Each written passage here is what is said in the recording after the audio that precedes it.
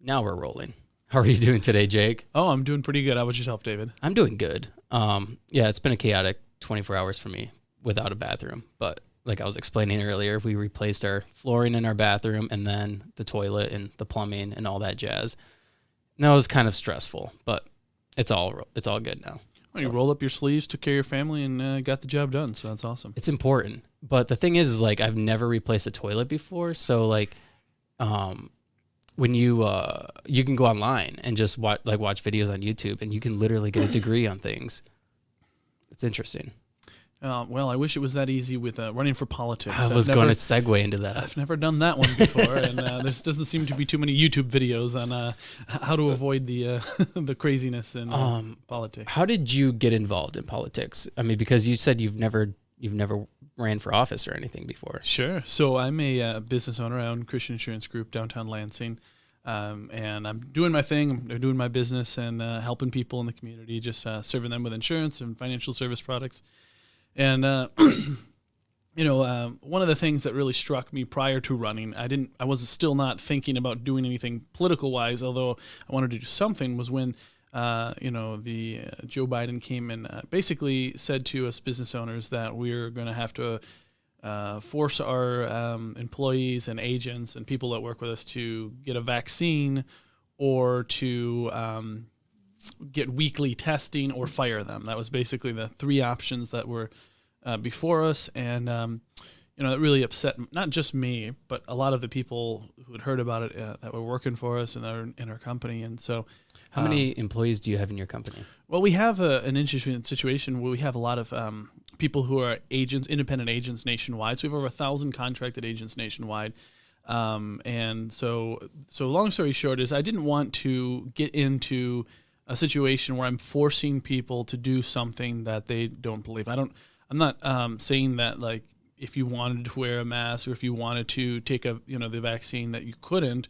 But I just feel like, as an American and as a business owner, that we should leave that choice up to each and every individual person. And so I stood against the mandate before it was thrown out by the Supreme Court. Actually, I just told everyone in the company, I was like, hey, listen, I'm not going to force anyone to do vaccines. I don't think that's right. I don't think that's morally right. You guys are adults. You guys can choose what you want to do with that. And I left it up to each and every person. And so, did you get any backlash for that? No, actually, everyone was very supportive. I mean, again, the people who had a vaccine, or wanted to get one, they could get one.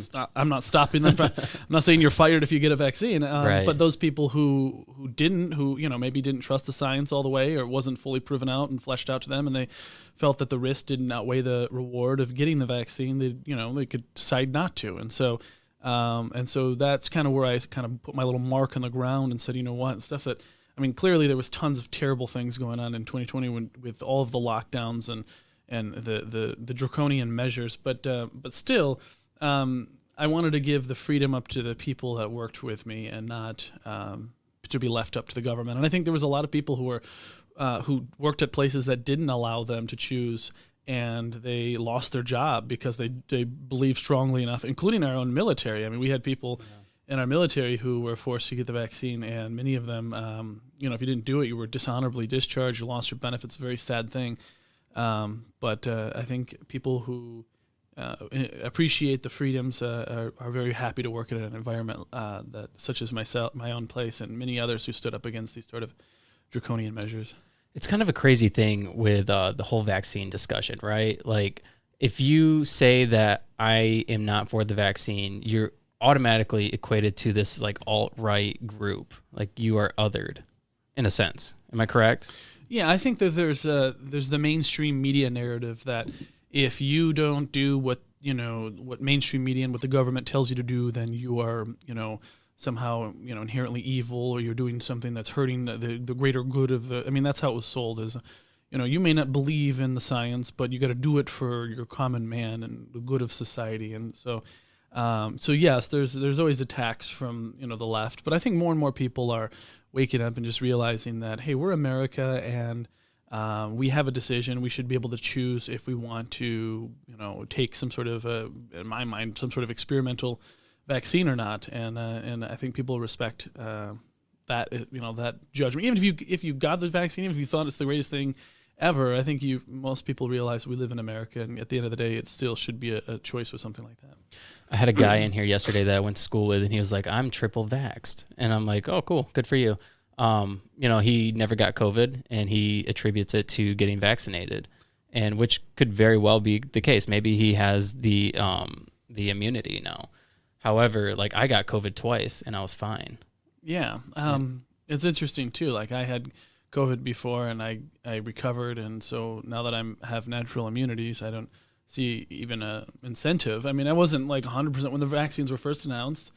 I wasn't 100% against or for. I was kind of like, okay, well, this is something potentially good. Let's look at it and see. And then you hear just of the amount of time that it took to rush out these things, and so that's kind of what gave me pause for concern. Yeah, absolutely. Especially when you're a young guy. Yeah. How old are you? I'm 30. You're 30. So a lot of people like our age, we're around the same age, end up getting myocarditis when they got the vaccine. So there's health problems that come with it for young men like us.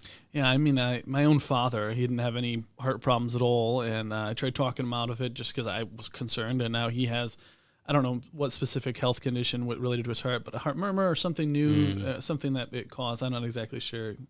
But it just goes to show that there is cause for concern, and also the way that the the secrecy behind the studies. I mean, we had Freedom of Information Acts requested to these companies, and they originally told the American people that it was going to take them 50, 60 years to release the information, and of course that was absolutely ridiculous. It doesn't take half a century to release your documents, and so how long does it usually take?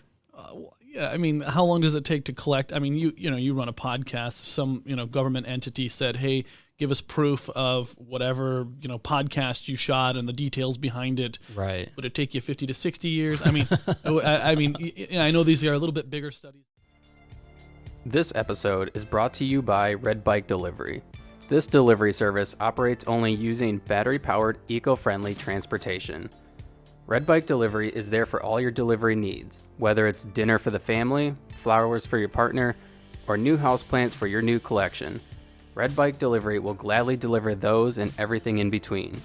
So what are you waiting for? Check out Red Bike Delivery on Facebook or Instagram for more information. Red Bike Delivery, because there's only one Earth.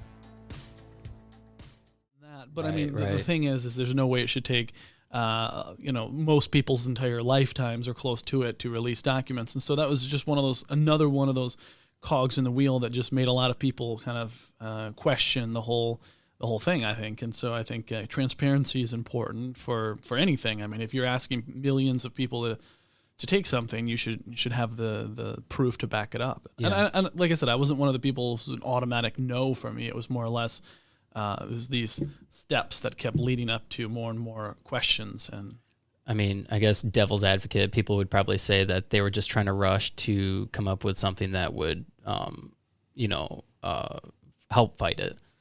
And even though that they didn't have the studies available, they were probably just trying to make a difference. Well, sure. I mean, if that was their argument and that's what they said, and just to play devil's advocate, because like that's the thing, right? And so that's why I was open to the idea of taking the vaccine, because it wasn't like I wasn't 100% on the never ever take a vaccine ever crowd. It was more or less just I think I should have the freedom of the choice to decide. And the more they almost pushed me to get it without, in my mind, seemed to be adequate proof that it's safe.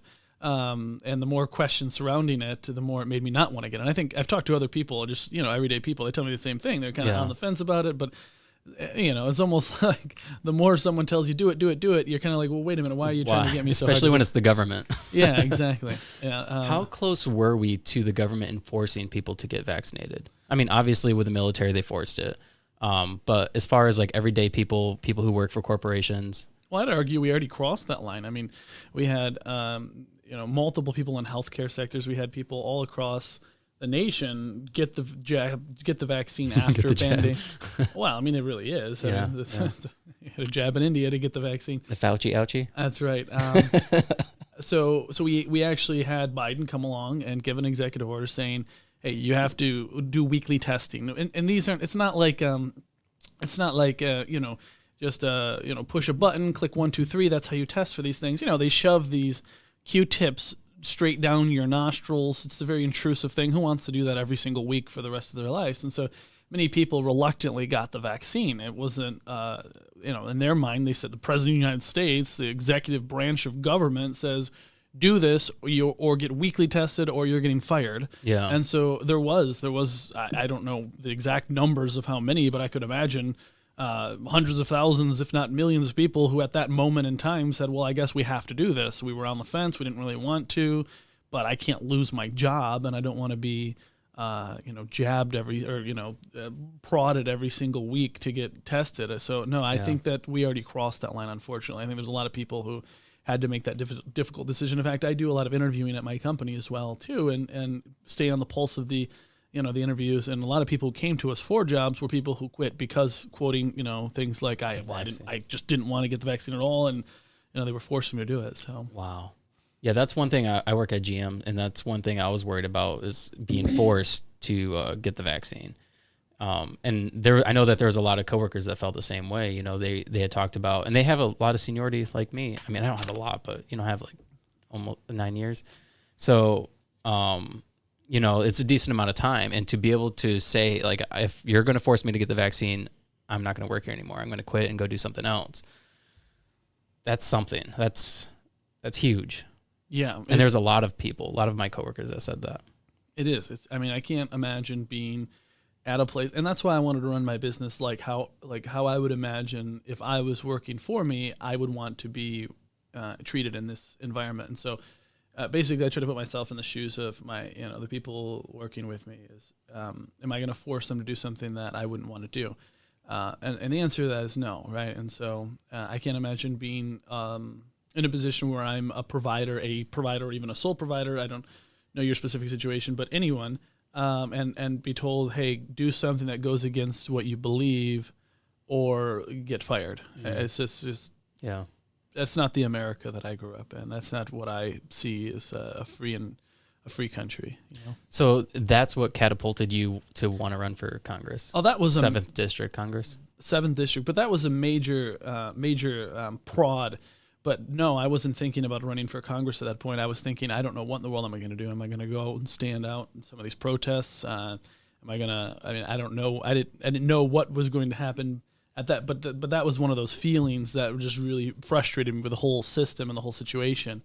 And so, but I still hadn't thought about running for politics because let's be honest, who in the world wants to go to Washington and go deal with a bunch of I mean, we all have heard politics is dirty, but holy cow, it is probably the most scuzzy industry of anything I've ever been involved in, and you haven't even really been involved too much. Oh man, yeah, no, just from what I've seen. I Yeah.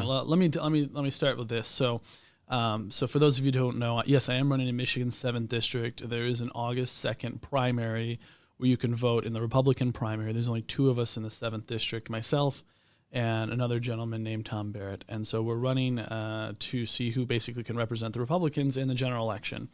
And I collected 1,424 signatures with my team. Now, a lot of people have heard of these governor's candidates. There was 5 of them who got thrown off the ballot for what seems to be very questionable reasons. And there was I can tell you firsthand because I've seen the whole Board of Elections, the people who decide who's on the ballot or not, and the State Board of Canvassers, there was not enough time. Anyone and everyone who was involved in this process would tell you. How much time was there? Well, I got 29 hours and 40 minutes. Holy cow. I got a notice, 29 hours and 40 minutes. I got the actual key that allows me to see what the errors they said that they were throwing me off the ballot. So they gave me basically just slightly over 1 day, including time that people normally sleep and stuff like that, to prove to the state board that I should be on the ballot. So it's almost like guilty until proven innocent.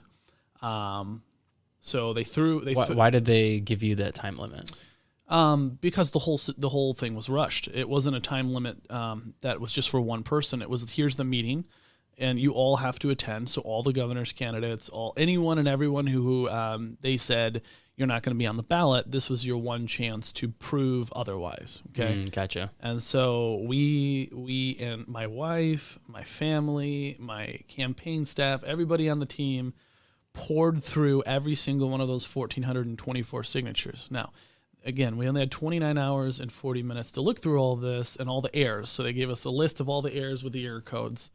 And the error codes, many of them were what they call a dual jurisdiction issue. And now there is nowhere in state law or the state statutes that requires the State Board of Canvassers to disqualify a signature because they added extra information. They just arbitrarily decided to do that in my case. And so a dual jurisdiction they list as an issue that is if a client or if a person who signed the ballot wrote down like their city and their township, well, therefore they could be saying that they live in the city or the township, so the whole signature is crossed out.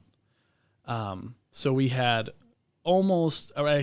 just over 300 of my signatures were thrown off for Holy cow. what they call dual jurisdiction. Now, the interesting thing is the state of Michigan's own definition of a dual jurisdiction is a city and a township, not a county.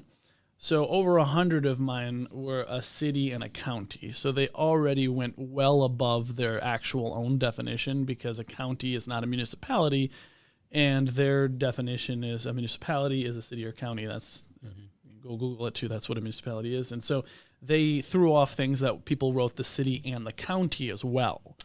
So they threw those off. Now, what else is interesting is my primary opponent, on every single one of his ballots, all of his ballots, he wrote Charlotte, Carmel Township. Now, Every single one? every single one had How many did he have? Well, roughly the same amount. Okay. I think roughly 1,400 as well, somewhere around that. So roughly we turned in, I don't know the exact number, but about the same amount. Okay. Every single one of them, he had Charlotte, Carmel Township. Now, the interesting thing is I also had signatures with Charlotte, Carmel Township, so city and township. Now, the state board said that it was okay for him to make those errors and then threw mine with identical issues off the ballot. So I'm wondering why. Why did this happen? And so I dig, and I'm trying to figure out. And then I realized there's a connection between the State Board of Canvassers and my primary opponent. Looks like they're good buddies. And it turns out Norm Shinkles, the chairman of the board, this Board of State Canvassers, turns out he actually endorsed my primary opponent, signed his nominating petition, and then threw me off the ballot. So really weird stuff, right? Holy cow. Really weird stuff. And I don't know if his guilt was getting to him or what, but the weirdest thing ever is I don't know why in the world a State Board of Canvassers guy who threw you off the ballot would then call you. The guy called me after I announced I was running as a write-in and basically was asking me not to run. So I don't know what's going on there. It's a really interesting situation. Some weirder things, though, is that those were, there were several hundred of the dual jurisdictions they threw off. They also threw off like actual errors. So I brought 63 errors to them. These are actual mistakes they made. Like they said, oh, there's no signature at this line, and clearly, as clear as day, there's a signature. So I don't know if they just went too fast or what. They also said things like, oh, there's no registered voter, so we crossed off that one. Well, we literally showed them that they were wrong. There is this registered voter. We went to Michigan's registered voter file. So long story short, they made 63 errors that we showed to them, and they threw off hundreds more that they called this dual jurisdiction, right? We showed them the errors, and anyone who is interested can actually go on YouTube and type in State Board of Canvassers, and they can actually see these live because they live stream them. So you can verify what I'm telling you. When I showed, my attorney and we had a chance to present. We showed all the errors. Well, I'm sorry. What was the name of that? I'm going to... State Board of Canvassers live meeting. I'm going to put that in the show notes. Yep. State...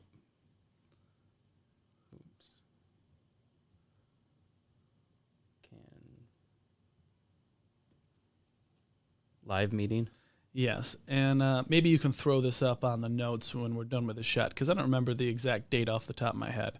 But there's a specific date because they have live meetings every so often, every few months or whatever they end up doing. Okay. And so there's a specific date to it pertains to this, but I'll get you that date here in a second. Okay. But so bottom line is we presented the proof to them. Remember, we only had 29 hours, 40 minutes. Everyone on our team, my family, everyone.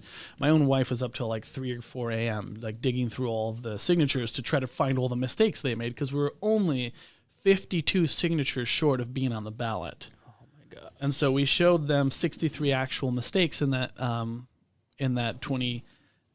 hours and 40 minutes. And then there was more after because we didn't have enough time to find them all. There was more mistakes after that. But in that short period of time, we showed them that amount, plus all of the dual jurisdictions. That is absolutely ridiculous, because the bottom line is people signed a nominating petition for me because they wanted a chance to see someone new on the ballot, right? That's what the democracy, the system of voting that we as people agree on, is we want to see new people, new ideas on the ballot. We may or may not vote for them, but at the very least, we want to have a chance to research them more and then potentially choose them.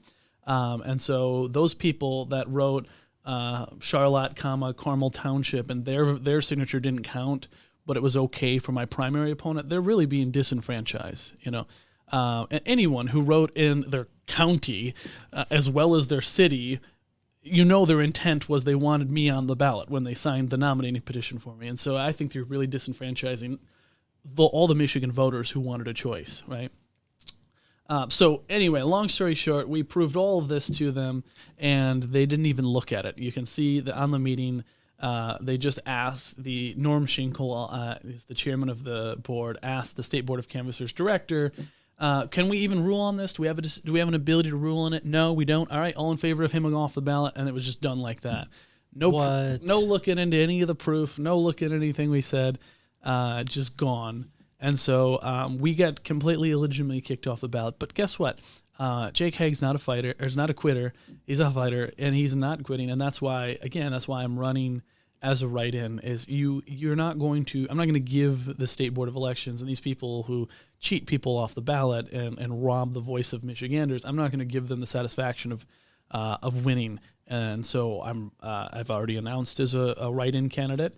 It's pretty cool. You can just write in my name underneath Tom Barrett's name on the 7th Congressional District. You just write it in, fill in that little box next to my name, a little bubble, and that's how you vote for me. So if I can educate enough people on how to do that, and they really like my policies and stuff like that, I hope they would vote for me. But yeah, that's the story of Jake Hagg versus the Michigan Swamp. That is insane. That is, you would think that'd be a conflict of interest, that you couldn't be on that board if you endorsed an opponent or somebody who's running. You would think.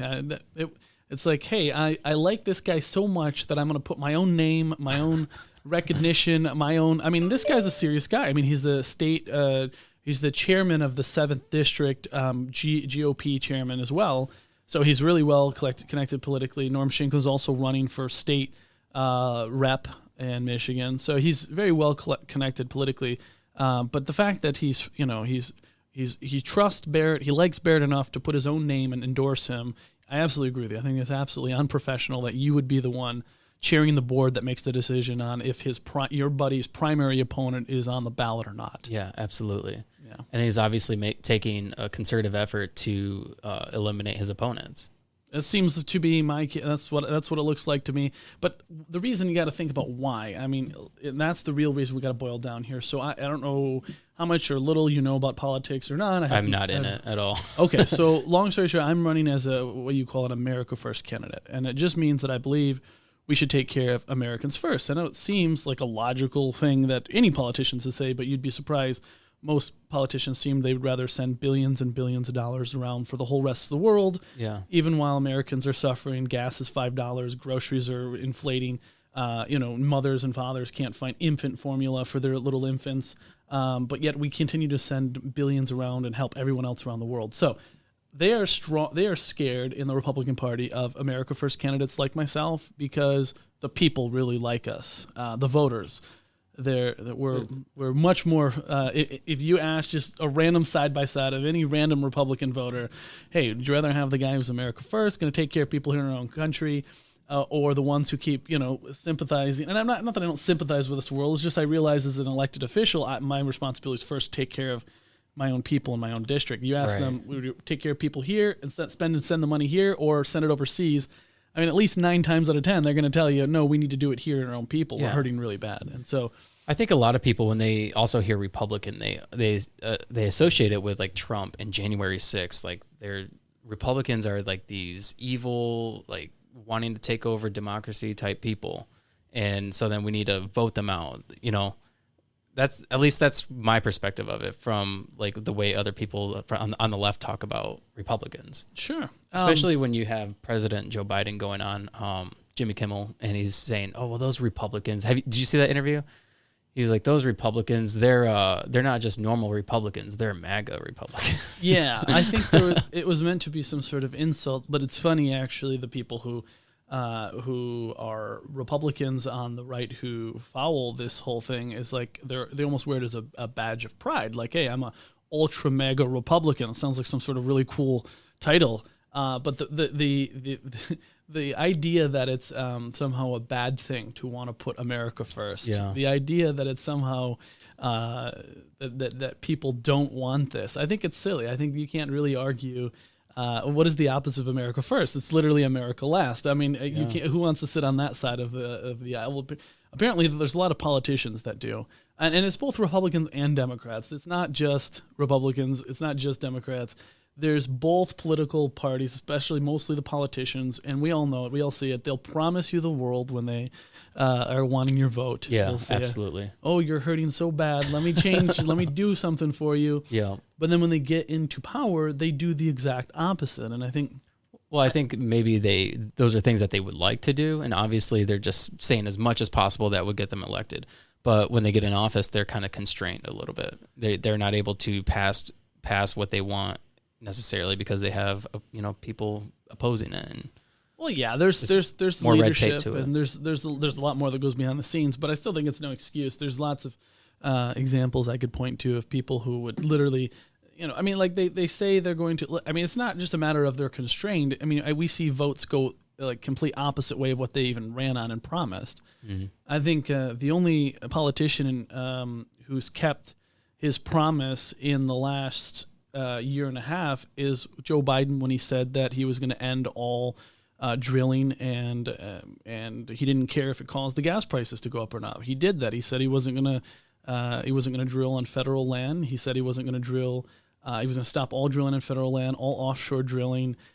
Period. It was all going to end. All the drilling was going to end. And look where we are now. In the first day of office, he stopped the Keystone Pipeline, XL Pipeline, and he's continued to attack American energy independence ever since. And now Americans are paying this huge, I mean, we're literally, our gas prices have almost tripled since he's taken office. And so he has fulfilled that campaign promise of ending American energy independence. It's kind of funny because you pulled up in a Tesla. Yeah. Well, I actually pre-ordered that Tesla in I think it was 2015. So Whoa. 2015, 2016, whenever they first announced it, I was like, that is so cool. It is like I was actually kind of like in the market because I didn't want to buy a nice German car or something like that. I wanted what's the nicest American car? I don't know, made in America. What's the nicest, coolest car? And it was definitely the Tesla. But I also have a GM, a very nice Chevy Colorado, which kind of gets me done for the work and stuff like that too. So, it's my wife and I kind of both swap vehicles just depending on the need. But it's ridiculous, right, to have gas prices that are so high. And it's ridiculous. Like, I've been blessed. I have a business. I own a business. I can afford an expensive car. But most Americans, they can't, right? They these politicians say, oh, you don't like $5 a gallon of gas? Well, just buy a $70,000 electric vehicle. That'll solve all your problems. And most Americans are like, well, I can't even afford Dollar Tree anymore because it's turned into a $1.25 tree. And so the problem is we have politicians who promise to take care of their own people here in America, and they get there and they do the opposite. Yeah. What kind of things do you plan on changing when you're elected? Sure. So, let me start with the things that I think all of us can agree on, and then I'm going to go into something that I think might even be controversial on the Republican side. Not every Republican says this, but let's start with the basics here. We have to get into office, and we have to stop. I mean, we send so many billions and billions of dollars all around the rest of the world. I mean, we're hearing about it every day. 40 billion here, another 30 billion there. And Americans are suffering so bad. So I want to put in policies and I want to vote things that come across my desk that are stopping these sort of fundings, because I don't think we need to take care of everywhere else around the world while we have a $30 trillion deficit and while American people can't even afford to drive around anymore because gas is so high. So we need to turn that around and take care of people here at home. But So what do we do? So okay, so we're stopping. Let's say, for example, let's just use a round number. Let's say we ended up stopping, not just myself, but we had enough America First guys in Congress to vote for actual change and to stop all this. So let's just use a round number. Let's say $100 billion we could save every year. Okay, well, let's do something like, let's put $50 billion aside and refund different programs at home, and use the other $50 billion to start paying off this $30 trillion debt. Something like a common sense approach, that because we have to pay down this debt, we can't just keep growing it. Why? Because who's our biggest debtor? Well, it's China. Or whoever owns all of our debt is China, right? They're our biggest lender. So we're literally taking out more debt, giving it out, and then paying back interest to China. Does that make any sense to anybody? It doesn't make sense to me. So start paying down some of that debt, which if we don't, is going to keep forcing us to raise our taxes, because we the people have to still pay off this massive debt. So we have to pay that down, and then use some of that other money to fund certain social programs. So, well, I am very pro-life, and that's the opinion that I stand behind very strongly. But I realize the one of the things that I think we need to do more is take care of women in these crisis pregnancies. I know there are certain cases where women are, there's a lot of cases where they're like, I really would like to have the child, I just don't feel like I can financially afford it. Well, I think we should do more to support women, especially with the big overturning of Roe versus Wade. I also think some of these programs should be spent and sent for taking care of our seniors. So I work in the senior market. I work with a lot of seniors, and many of them are low income. So you have a senior who he or she literally gets maybe a $20 raise in their Social Security, and then their Medicare Part B goes up $40 a month. So they're told they make a gain, but they actually lose money because their bill goes up more than their increase. And then that's not in counting. And I'm not kidding you when I said the Dollar Tree is now $1.25, but a lot of my customers, that's their main grocery store. So no, it's not 8 or 9% inflation. It's 25% inflation when you go to a Dollar Tree and now everything you buy is $1.25. That's real inflation right there. That's an impact on, well, I guess I'm just going to have to cut out and eat 25% less food every week. Well, I don't feel that anybody's necessarily slowing down on buying things. Like, I feel like people are continuously getting in debt. I think that might be true of the middle class and even the low middle class, but I think I'm talking poor people who, and I work with many low income families, and I'm telling you, $800 a month budget, $600 a month budget in total. Yeah, that's it. Yeah, they're in low income subsidized housing because they can't afford anything else. Yeah. And when you take someone who their main store is Dollar Tree to buy all the essentials because it's the cheapest place they can. They can still get their essentials at, and that price goes from $1 to $1.25. That is a real impact, and they literally are just cutting out the amount that they're spending because they just that's their budget, right? Yeah. So what could be done? So again, if we're stopping the amount of money going over, how could you change that though? Again, I'm one voice in Congress. There's multiple of us that need to move, but we need more America First people, and I need to go to Congress and educate other potential legislators, right? Other people who maybe prior weren't voting that way and such. But whatever I can do to get the word out that, hey, listen, we need to put the American people first, and the people at home are really hurting right now. Let's stop taking care of the rest of the world. And start taking care of our own people. Yeah, we just recently sent over like $40 billion to Ukraine, right, for support. Yes. So that's you look at that, and there's a lot of Americans who question that, and they don't want. Of course, they don't want Putin running the world. Nobody wants Putin to just take over. I don't think he's going to. But from what I understand, he's not doing very well. I would hope not. Nobody's saying we love Putin or anything like that, but we love the American people. And we realize that we can't be involved in every single conflict around the world, and there's only so much we can do. Especially when we just pulled out of Iraq or Afghanistan. Yeah, we I mean, you want to call it a pullout? It was more of a horrible retreat where we absolutely failed on the way out, and it was embarrassing around on the world scene. It was absolutely embarrassing how it was performed, But anyway, yes, we just left Afghanistan, and now we are here in another conflict, and we are spending American taxpayer dollars to fund it. And again, it would be different if we were all in Rolls Royce and we were all driving the fanciest cars. We all had $1 million mansions, and life was great.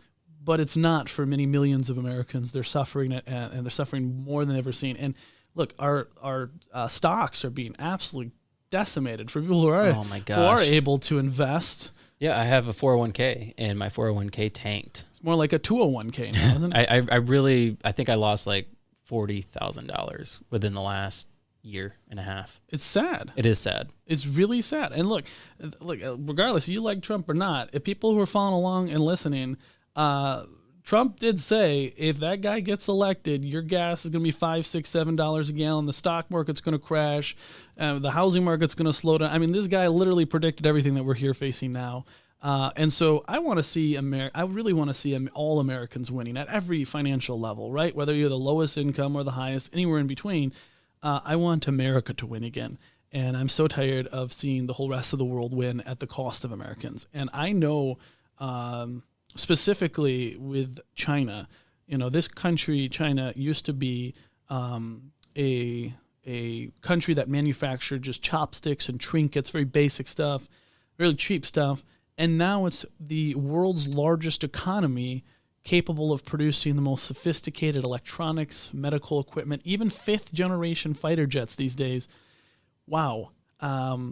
This is crazy because once upon a time, our country, specifically in Michigan, and Michigan's 7th District, right in the middle of the heart of our heartland, this country used to produce everything that mattered. It was made right here. And it was made by people who could afford to take care of their entire family on one good paying income and put their kids through college and buy their own home and get the best pensions and retire comfortably as well. But now, and I'm telling you firsthand, because I've been to China, I've spent 3 months at a time in China, on and off. I speak Mandarin Chinese. I'm very well versed. Yes, I'm very well versed in our economic adversary, China. I know firsthand. I've seen how much win, and I don't have a hate for any of the Chinese people. If I was a Chinese elected official or official in China, I would be cheering on what American politicians have been doing because it's good for my country. But it's not good for the Americans here. Right. We no longer have this one income. I mean, you work at GM, right? So my wife does too. Your wife does as well. Yeah. These jobs, they get shipped overseas, and now we have two families, these two parents rather per family. They're working in service sector jobs. These jobs have no hope and no future. They're barely getting by, and they've seen 9% of their take-home pay robbed from them by inflation. And it's just sad because I really want to see America to be a prosperous nation again.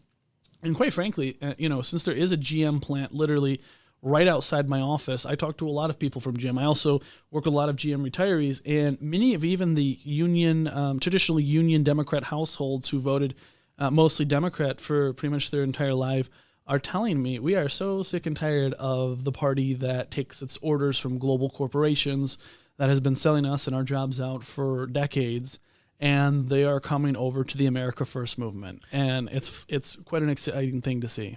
That's one thing that I've always wondered is why, like the UAW, for instance, or any union automatically supports the Democratic Party no matter what. And without knowing the policies of the politician or knowing what they plan on doing, they endorse those politicians always. They endorse Joe Biden. It is really interesting, isn't it? That they would endorse Biden when 85% of Americans say they don't like the direction the country is going today. Yet these UAWs, these different organizations are automatically getting behind them.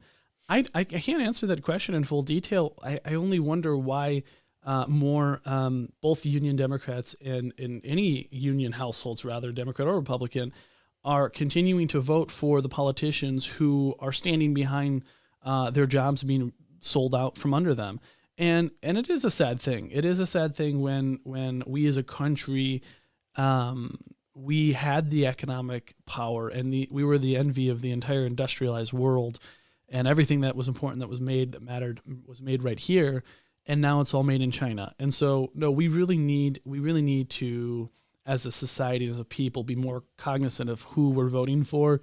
And, hey, fool me once, shame on me. Fool me twice, shame on you. You lied to me as a politician once.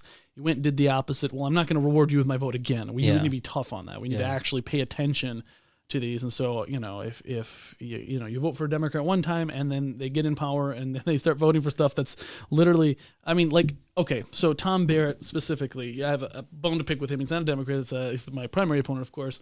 But he voted 6 times in a row against a new GM plant being built right here in Michigan's 7th District. The battery plant? The battery plant. There's 5,000 new jobs, GM jobs. These are good paying jobs. Why would he vote no? Well, it's interesting. You look at what his reasoning for it was, and he would rather use the money that was going to go to these GM plants, and instead of voting to build the GM plant, he wanted more government jobs instead. Now, this is a supposed Republican. You would think, okay, no, a Republican would rather have a American-made company with a big battery plant and 5,000 more jobs here. But no, but that's the America Last type of rhino Republican that is still left over in the Republican Party. And so I think that the Republican Party is going through a transformation. We are gaining support of middle America. We're getting support of those people kind of in the center, and the old establishment type doesn't like that. What kind of jobs would he create for government? What was? I think there was some jobs related to construction work and stuff like on the roads and stuff. But the point is, Well, what does it have to do with GM? Yeah, well, the point is exactly. Well, there's a bucket of money, and they're deciding where the money goes. Oh, okay. no, because of the tax breaks. Different. Well, not to the tax breaks, specifically this incentive money that the state level can vote for of where the money is going to go. He specifically would rather have the money go to these different various government jobs than to a GM plant, and he voted against it 6 times. Now, Alyssa Slotkin is the Democrat on the 7th District, She is all for it, which is interesting that I am the only Republican who is saying, why in the world are we turning away a big, beautiful GM plant that would have produced 5,000 jobs, and instead we're going to buy our batteries from China? Because that's where they come from, these lithium batteries. Why do we want to buy from China and make them wealthy, Tom Barrett, instead of our own people here in our own country? Well, and not to mention the fact that GM's a huge corporation. They can build a plant anywhere. They could go to Detroit and build a plant. They could go to Ohio and build a plant. They could go to any part of the United States and build a plant. Why wouldn't we want it here, right in our community, where we're providing 5,000 jobs when we have impoverished communities, people who need good paying jobs? People complain about that all the time, that there's not career opportunities, not jobs where you can earn a 401k and have good benefits. Why wouldn't we want jobs like that? I agree with you 100%. I am all for that plant being built. I hope it gets built. I hope that they're working on it. Well, it's awesome. It's really sad to see that he would continue to vote against it, though. Yeah, that is sad. Especially somebody who works at GM. That's obviously the future. You pulled up in a Tesla. More and more people are going to electric vehicles. It's the future. It really is. Even whether you want it to be or not. Whether we start drilling for oil here, or we start mining for batteries, that's the future. I believe it. I believe that there's going to be many more electric vehicles in the future, sure, but I didn't believe in making the American people suffer in the meantime because of it. I agree. I'm not going to close down. If I had the choice and I was sitting in Biden's shoes, it would be the opposite, right? Like Trump did. He was for American energy independence. We were actually independent, energy independent. It was an amazing thing. And as soon as Biden got in power, he punished all the Americans because, yes, people want to move towards electric vehicles eventually, but he's cutting off, he's tearing off the Band-Aid for many Americans when the scab, there's not even a scab there yet. It's still a fresh wound. We first need to. How's our infrastructure for electric vehicles? Do we have one? I think that would be sustainable. I don't think there's any way you could sustain the entire electric infrastructure in America. Especially, Tesla, of course, they have more infrastructure than any other company currently, as far as charging stations and service centers related to specifically electric vehicles. Now, Ford and GM are on their heels. They're putting a lot of pressure. That's awesome. They're all American companies. I hope they all do wonderful. What happened with GM and Ford and changing the amount of time that it was going to take to switch over to all electric vehicles? From what I understand, and I'm not the most well-versed person on electric vehicle batteries, but I think it's a lack of the amount of lithium that can be mined and brought in to create these batteries. I know that they met with President Joe Biden, and she was planning on switching over, I think, by like 2035. And then after meeting with Biden, she agreed that she was going to switch over by like 2030. They talked about it on the Jimmy Kimmel. Oh, on Jimmy Kimmel. Yeah. Best source for news. Oh, no, Biden did. Yeah, I saw that. I think I saw clips of it. I didn't see the whole thing, but I think I saw clips of it. Yeah, I don't honestly know the whole situation with what Biden said on Jimmy Kimmel. He said he met with Mary Barra, and she agreed to drop the suit against Elon Musk and to go like fully change over to electric vehicles by 2030, I believe. Interesting. That's great. That's 8 years away. I know, it's scary though. It's interesting, but we're still 8 years away, and so I don't think any American should. And even if they hit their most optimistic, and I don't know often when the government ever announces that they're going to get a project completed at a certain amount of time, that it ever actually happens in that certain amount of time. It did with Afghanistan. Yes. When it does hit time marks, then it's an absolute disaster. So if we get to a point where we can drive around in beautiful electric cars, and they're as cheap as a used Honda that some people could only afford, these cheap little, these cheap little foreign cars. If it gets to a point, though, in all seriousness, where people can afford the vehicle and they can drive it just like any other gas combustion engine, then and it just has the same amount of range, and it has the same infrastructure, and it's just like filling your gas, because even right now, I love the Tesla. It's a beautiful car, but it takes me, in the fastest case scenario, if I have an empty battery and I go to a supercharger, it's like an hour long. That's way more than a. What's the range gas station? Well, it started at 310. You have degradation over the years, just like a cell phone battery that you keep plugging and charging. And it slowly drains. I think I'm at like 280 now. Okay. Of range. How much does something like that cost when you want to swap out the battery? It's probably thousands of dollars. I don't think it's a very it's from what I understand, it's a very costly thing. There is battery warranties, and of course that the companies, the manufacturers put on them. Mm-hmm. But I wouldn't want to pay for a new battery myself. I've heard it's quite expensive. Yeah, I could imagine. What are your views on the Second Amendment and what's going on today, and how the Democrats are wanting to I guess, come up with more restrictions and background checks and all that stuff? Sure. So I think it doesn't really matter what my personal opinion is. It matters what the Constitution says, and specifically shall not be infringed. It means exactly what it says it means. And so that's what I intend to do, is not infringe it. We have a Second Amendment in place specifically because, and I think it's pretty fitting to talk, July 3rd, the day before our Independence Day, about where we were as a country in 1776, the point where we actually had to revolt against the British government, overthrow them, and here we are with America now. So the Bill of Rights was instilled in place shortly thereafter because the American founding fathers realized that, hey, we were literally, if we didn't have guns, we would still be British rule. As simple as that. Yeah. Paul Revere's ride, the British are coming, the British are coming. Well, they weren't coming to do hunting with them or clay shooting. They were coming to take their guns away so that these people in 1776 could not defend themselves from a tyrannical government. And so that's why it was written in. Now, I hope we never, ever have to use it for that reason, but that's almost like an insurance policy, right? Right. I hope my house never burns down, but it's nice to have homeowners insurance in the off chance it does, right? Yeah. That's how I view guns. I view guns as an insurance policy, and in a worst case scenario, we have to defend our liberty. That's why it's there. So I would be very against restricting guns. Now, it's interesting, though, the schools specifically, because something has to be done. We have, these schools with 20-something doors and one left prop open, and we have some horrible event, and it's just terrible. So I would be in favor of, I've seen, and this is another thing, is like the amount of money we send over to Ukraine, to not just Ukraine, to just any and every country. Ukraine's the country of the day, but there's always a country that's in massive need of American help, and we send billions to. But why not spend some money on, there's many veterans. They're fully trained in how to properly handle a gun. Give them very good mental health checks. give them, make sure that they're competent and capable, and then give them a job. Maybe even two of them, a job of protecting each and every school in America. That would be less expensive than the amount of money we sent to Ukraine. Do you know Tim Kennedy?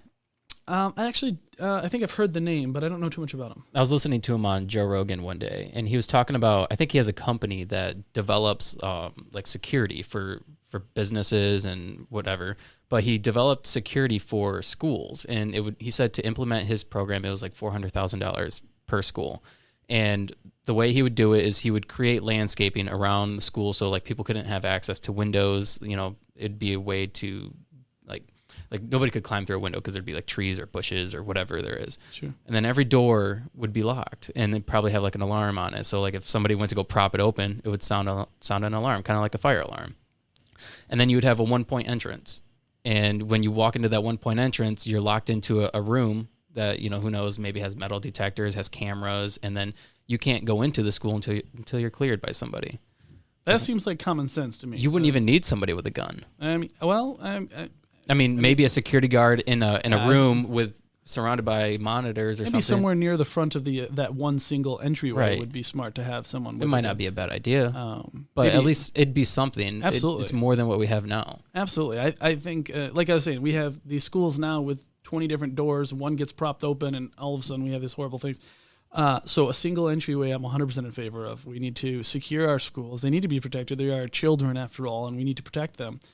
Politicians have people with armed guards, or banks. Why aren't we protecting our kids? It's interesting. It's always politicians who are shouting that, you can't have a gun. You're not allowed to have a gun. Only we are. We're important enough. You don't need one. So no, we do need to secure our children. We need to secure, and I believe with the armed guard, I believe that is a great idea, or two. Yeah. And I think we have many veterans who can't find jobs right now, and all of them are trained to operate a weapon. So why not give them a job if they're open to it, and put proper procedures and proper security in place of these schools to protect them. One thing I seen, I follow a couple Democrats running for different positions here soon, but when the Uvalde shooting happened, they were all up in arms, and they were saying, well, this is why we need to get rid of Republicans and vote Democrat. They were using it almost as a catalyst to promote their platform. I found that extremely disturbing. And I don't remember where I was going with that. But the thing is, I guess what's disturbing to me about that is the fact that they're using their position in that moment to try to take away somebody's rights. Well, I think we should stop politicizing these horrible events, and the news should start talking about the actual things that are happening. Like, how about the mother that was shackled and held off from saving her child, and then broke out of those shackles? Why isn't that talked about? Why isn't it talked about? And then broke out and then went and got her and saved her children. Or how about the police officer that came and was turned away himself from saving his wife that was in that building? Why are these type of topics not talked about? Why is it the fact that we're only using this to politicize it and as some sort of Democrat or Republican talking point on both sides instead of the real issues at hand, right? Right. The last question I have, we're almost an hour in. So free speech, what's your thoughts on that? Like silencing people and censoring people. What are your thoughts on that? Well, I think if we, so you look at Twitter, I think that's the biggest. There's lots of different places, but Twitter specifically, because it was very controversial. We had, of course, President Trump was kicked off, and now Jordan Peterson, I don't know if you saw, he was kicked off. Yeah. And people just question this, right? Because it seems to be that it's more targeted towards conservatives. And now we have the left that is very concerned about Elon Musk taking over Twitter, and they're finally saying the same thing. Well, wait a minute, what if he turns down the reach of some of the, somebody controls on the conservative side, turns down the reach of the left, and now it's a concern of the left, where it's been a concern of the right for many years. And so I think I'm in favor of making sure we have an open, free space to communicate, because our country and our ideals, like I'm sure you and I don't agree on everything politically, but here we are sitting across the table at a podcast chatting together. Absolutely. That's what America is. That's what makes us great. Our ability to communicate, get our ideas across. You might say something that pops up in my mind, and now I'm thinking, oh yeah, that's a great idea, where I hadn't thought of it before, and vice versa, right? Right. I might have said something to you, now you're kind of thinking about it. So that open discourse allows us to communicate and kind of form better opinions as a group, as opposed to being isolated and separated and not able to communicate. Because if all social media is just an echo chamber, we're really not learning. If we're all only Democrat or all only Republican talking to each other, we're not really moving the needle on any sort of bipartisan ideas getting across. No, not at all. And if you aren't willing to talk to those people whatsoever, just because you don't agree with them, or they did something, like for instance, I talked to Ryan Kelly. I don't know if you. I think your wife reached out to me, and she was like, "I seen you talk to Ryan Kelly. Can you talk to my husband?" And or talk to Jake. I don't think she said you guys were married, but the thing is, like, people like found out I talked to Ryan Kelly, and they're like, "Why would you do that? Why would you platform that guy? Like, he's a piece of shit. He went to the January 6th and tried overthrowing the government. Why would you do that?" And I got all kinds of backlash from it. It's interesting. And it was just a conversation like this. Like, it's not like we're diving deep into politics. I'm asking you some basic just questions, and you're just talking. Well, and that's the thing. I think it's good to any listeners who you get backlash from talking to me for. I will just say to them that I am glad that I am invited onto this podcast. I think it's been a very respectful place. I think we share good ideas. You might not agree with, like I said, your viewers. You might not agree with everything that I have to say. But that's okay. That's America, right? Right. This isn't a third world dictatorship where the government says that only the viewpoints of whatever they say goes, right? Yeah. We need to have this open discourse, and I encourage it. We're both respectful. We both hear each other out. I'll hear your viewpoints out. You'll hear mine, and hopefully we can actually understand each other better. And I don't want us to be divided as a country. I really believe united we stand, divided we fall. I believe that wholeheartedly. Yeah, absolutely. Yeah, and it just separates us when we can't have those conversations. Absolutely. Yeah. Is there anything else you want to talk about? No, I appreciate you very much, David, for bringing me onto the show. This was a very great experience, and I'm very happy I came on. Yeah, absolutely. Thank you. And you dropped some bombs on here. Drop some names. That's going to be interesting. Yeah. Well, it is interesting, and that's one thing. I think that it's a very interesting situation to be living it firsthand, because everyone always hears politics is dirty, but man, oh man, is it really nuts over here in Michigan. It's crazy. That's almost corruption at its finest right there. Yeah. And that's what everybody is always fearful of when they go to vote, is that, does my vote actually count? Yeah. And that would prove right there that their vote does not count. Yeah, I think not even their vote at this. It's just their ability to even have a voice, to have a choice, right? And it is sad, and it doesn't matter really whether it happens to it does matter, but I don't care if it was all Democrats that got thrown off the ballot or all Republicans or whatever. Mm-hmm. It's the fact that it's happening, right? Yeah. It's the fact, and so specifically, I think it was a very unfair, terrible situation. But I'm continuing forward because I want to expose it. I want to continue to bring it to light. And this happens to, I'm sure I'm not the first person that this has happened to. I'm the first one speaking up about it from anything I've seen, but I'm sure that there's other people who they just get thrown off and they, I'm just a regular guy or girl. What am I going to do about it? And they just give up, Right. So no, we're not going to do that. All right, man. Well, thank you. Appreciate it. All right. You always have a voice here. So thank you. Yep. Thank you.